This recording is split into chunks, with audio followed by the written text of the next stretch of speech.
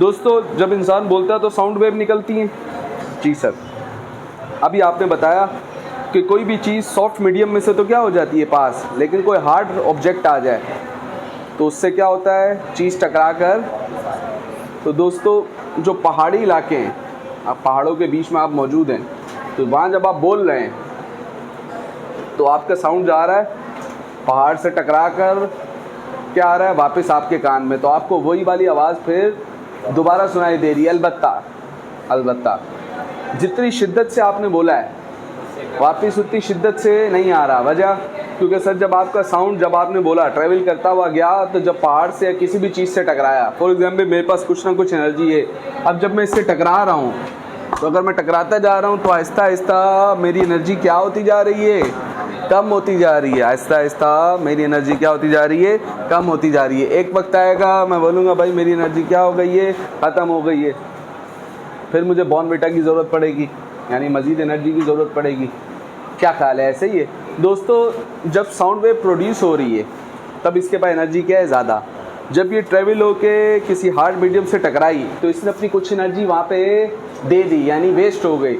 अब जब टकरा के क्या आ रही है, तो अब इसकी एनर्जी क्या हो गई, कुछ ना कुछ कम हो गई। तो हमें आवाज़ तो सुनाई दे रही है, लेकिन उसकी शिद्दत थोड़ी सी क्या है, कम है।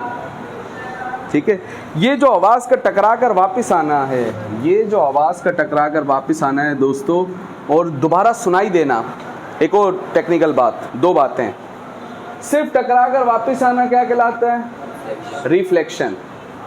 ठीक है, टकरा कर वापस आके उसको सुनना, वो सुनाई भी दे। जैसे अभी मैं बोल रहा हूँ लेकिन मुझे मेरी आवाज़ दोबारा सुनाई दे रही नहीं है, तो इको नहीं हो रहा। इको का मतलब है टकरा कर वापस आके सुनाई भी दे। अगला सवाल ये पैदा होता है, सर ऐसा क्या काम होता है कि आवाज़ सुनाई टकरा कर सुनाई भी देती है, और ऐसा क्या होता है कि आवाज़ टकरा कर सुनाई देती। इन दोनों चीज़ों को देखते हैं। ठीक है, तो सबसे पहले तो इतनी बात समझ में आ गई, लाइट वेव भी ट्रेवल करती है तो उसके अंदर भी क्या होता है, और साउंड वेव भी ट्रेवल करती है तो उसके अंदर भी क्या होता है। ठीक है, ओके हो गया। ठीक है, कि मिसाल के तौर पर सर ये साउंड वेव अगर ट्रैवल करती हुई जा रही है, ठीक है, ये फ़िलहाल एयर में, तो आगे अगर दीवार आ गई, सॉलिड चीज़ आ गई कोई, यानी ये अलग मीडियम है दोस्तों, और ये तो जब ये साउंड वेव इस मीडियम से, सॉफ्ट मीडियम से होते हुए, आ जाए बेटा, सॉफ्ट मीडियम से होते हुए किससे टकराई, सॉफ्ट मीडियम के बजाय किस मीडियम से टकराई, हार्ड मीडियम। तो जब इससे टकराई तो टकरा के इस मीडियम में जाने के बजाय दोबारा अपने मीडियम में क्या आ गई, वापस आ गई। ठीक है, ये जो वापस आना है इसको कहते हैं बाउंस बैक। ठीक है, so the bounce back of a sound wave after striking with any hard medium into the previous medium is known as, क्या कहलाएगा, रिफ्लेक्शन कहलाएगा। लाइट वेव का किसी हार्ड मीडियम से टकरा कर वापस अपने पिछले वाले मीडियम में आ जाना क्या कहलाता है, रिफ्लेक्शन कहलाता है। ठीक हो गया, सही है, ये बात भी समझ में आ गई। तो रिफ्लेक्शन की डेफिनेशन भी आप नोट्स से पढ़ लें, नोट्स के अंदर लिखी हुई है। ठीक है, अब अगला सवाल ये पैदा होता है दोस्तों, अगर हम एक बड़े से कमरे में जाएं, बहुत बड़ा रूम है, बहुत बड़ा रूम है, और उस रूम को चारों तरफ से बंद कर दें, एक बड़े से कमरे में जाएं और उस रूम को चारों तरफ से बंद कर दें, बहुत बड़ा रूम है। ठीक है, यहाँ पर मिस्टर सकलैन मौजूद है, लेट सपोज। ठीक है, उनके सुहाने कान भी हैं। चलो, तो अब जब ये कुछ भी बोलेंगे, एक बड़े कमरे में हम जाएं, हम कुछ भी बोलेंगे, ठीक है, फॉर एग्जाम्पल ये अपना नाम ही बोलता है, अपने दोस्त का नाम बोलता है। फॉर एग्जाम्पल ये कहता है सुमेर, क्या बोला हमने, सुमेर, तो दोबारा क्या सुनाई दिया, सुमेर, फिर क्या सुनाई दिया, सुमेर। तो अब हुआ क्या दोस्तों, जब इसने बोला तो साउंड वेव इसके मुंह से जनरेट हुई ना, और जाके टकराई किससे, हार्ड मीडियम से टकराई, इस मीडियम से टकराई, तो इसी में टकरा के क्या आई, और दोबारा कान तक पहुंची, कान ने दोबारा वही आवाज़ सुनी। अलबत्ता अब आवाज़ की शिद्दत क्या हो गई, आजा, क्योंकि जो साउंड वेव आपकी पहले गई थी जब वो टकराई तो उसकी एनर्जी कुछ ना कुछ क्या हो गई, कम हो गई, वेस्ट हो गई। और मीडियम के अंदर प्रोपागेट हुई, लाजमी सी बात है, हर जगह फैली तो उसकी एनर्जी कुछ ना कुछ क्या हो गई, कम हो गई। ठीक है, अब थोड़ी देर के लिए सोचो, थोड़ी देर के लिए सोचो, ये दीवार इतना दूर होने के बजाय बिल्कुल इधर करीब में है। जैसे ये एक दीवार है, ये क्या है, एक दीवार है। ठीक है, तो अब जैसे ही मैं बोल रहा हूँ, जैसे मैं कुछ भी बोल रहा हूँ, साउंड वेव फ़ौरन इससे जाके टकरा रही है और फ़ौरन क्या आ रही है, वापस। अभी पिछली वेव की बात कंप्लीट भी नहीं हुई, पिछला साउंड कंप्लीट भी नहीं हुआ, ये यहाँ पे पहुँच गया। अब एक वो है जो टकरा के आ रहा है, समझना है बात को, एक वो है जो कि टकरा के आ रहा है और एक वो है जो अभी आप बोल रहे हो, क्योंकि जब फासला कम है तो आप बोल रहे हो। अभी आपकी पिछली बात मुकम्मल नहीं हुई कि आपकी जो वेव है पिछली का, उसका अगला वाला हिस्सा टकरा के दोबारा वापस पहुंच चुका है। अब मैं आपसे पूछता हूँ, एक ताकतवर आदमी है और एक कमज़ोर आदमी है, किसका असर चलेगा? ताकतवर का असर चलेगा, अगर लड़ाई में आ गए दोनों। मैं ये कह रहा हूँ दोस्तों, एक साउंड वेव वो है जो आप बोल रहे हैं, उसकी एनर्जी क्या है, ज़्यादा है, और एक उसी वेव का आगे का हिस्सा है जो कि इससे टकरा के पहुंच रहा है, तो अब उसकी एनर्जी क्या हो गई। तो अब आपको कौन सी वेव सुनाई देगी, ज़्यादा वाली, कम वाली? हमें तो अपनी वाली सुनाई देगी ना, ज़्यादा वाली सुनाई देगी, कम वाली सुनाई देगी।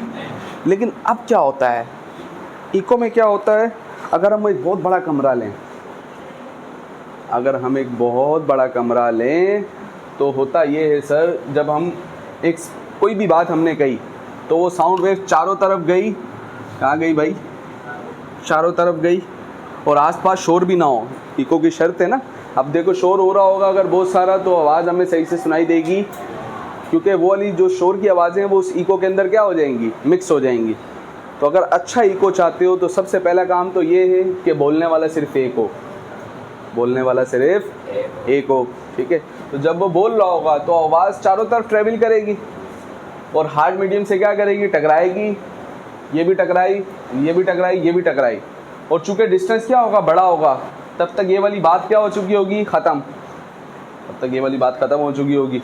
तो ये टकराएगी, टकरा के जब दोबारा कान में पहुंचेगी तो हमें क्या सुनाई देगा, इको।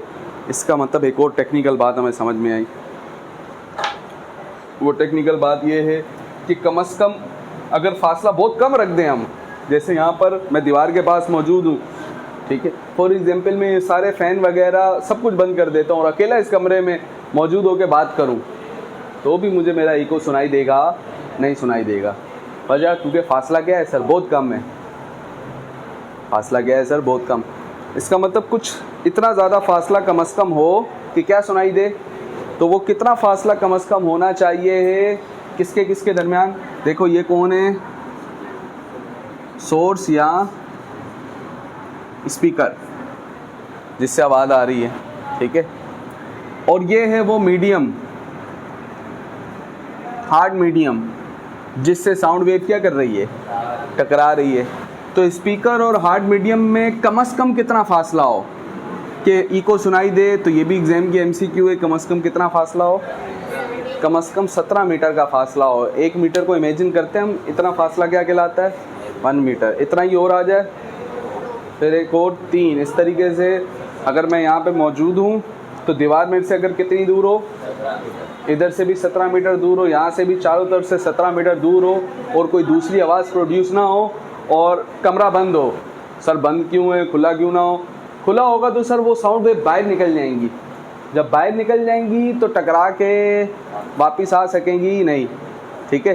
तो अगर 17 मीटर के फासले पर हम किसी भी ऑब्स्टिकल से, किसी भी हर्डल से, किसी भी हार्ड मीडियम से मौजूद है, और अब जब हम साउंड वेव प्रोड्यूस करेंगे तो वो जाएगी उस मीडियम से टकराएगी, और टकरा के जब वापस पहुंचेगी तो वही आवाज़ अलबत्ता कम शिद्दत के साथ हमें क्या देगी, सुनाई देगी, ठीक है। अगर हम बोले शकील शकील शकील शकील, बात समझ में आ रही है? तो ये अमल क्या कहलाता है, echo. Minimum how much distance required to produce echo, 17 metre between speaker and hard medium. हाँ, कम से कम कितना हो सर, 17 मीटर। 17 मीटर से ज़्यादा पे सुनाई नहीं देगा, बिल्कुल देगा। ये कितना डिस्टेंस है सर, मिनिमम डिस्टेंस, हाँ, 17 से कम होगा तो क्या होगा, तो मैंने बताया कि जब 17 से कम होगा तो जो बात अभी आपकी मुकम्मल ही नहीं हुई वो भी चल रही होगी, पिछली वाली जब पहुंचेगी तो आपको उसका इम्पैक्ट दिखेगा। बात समझ में आ रही है भाई? जो आ रही है वो कमज़ोर है, उसकी एनर्जी क्या है, कम है। जो आप बोल रहे हैं उसकी एनर्जी क्या है, ज़्यादा है, तो फिर आपको उसका इम्पैक्ट दिखेगा नहीं। बात समझ में आ रही है? ठीक है, तो मिनिमम डिस्टेंस कितना हो, 17 मीटर। उससे ज़्यादा भी हो तो भी कोई मसले की बात नहीं है। ठीक है, उससे ज़्यादा मतलब ये नहीं है करोड़ों किलोमीटर दूर हो, मीटर 200 मीटर 300 मीटर सैकड़ों मीटर्स में हो तो उसमें इको हमें सुनाई देगा। और कम से कम कितने फासले पे सुनाई देगा, 17 मीटर्स में सुनाई देगा। इको की 2 शर्तें आपने याद रखनी है। एक तो आपके पास एक मीडियम होना चाहिए, क्लोज मीडियम, कि जिससे साउंड वेव टकराए और टकरा के, और दूसरा कम से कम कितना फासला हो, कम से कम 17 मीटर। ठीक हो गया, तो इसको पढ़ लेते हैं नोट से।